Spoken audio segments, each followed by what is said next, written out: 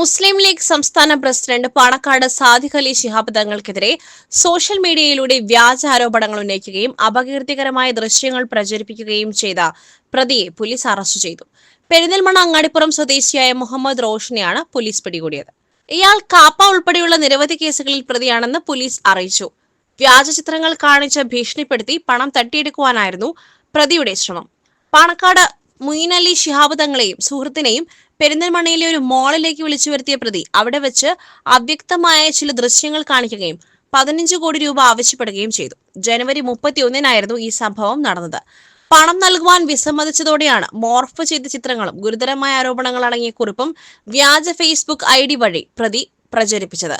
Black മെയിലിംഗിനായി കഴിഞ്ഞ 3 മാസമായി പ്രതി ആസൂത്രണം നടത്തിയിരുന്നതായും പോലീസ് പറഞ്ഞു.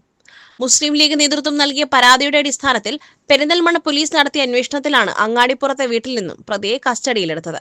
സംഭവത്തിൽ കൂടുതൽ പേർക്ക് പങ്കുണ്ടോ എന്ന് പോലീസ് അന്വേഷിച്ചു വരികയാണ്. Gold, pure gold. Group Nilambur.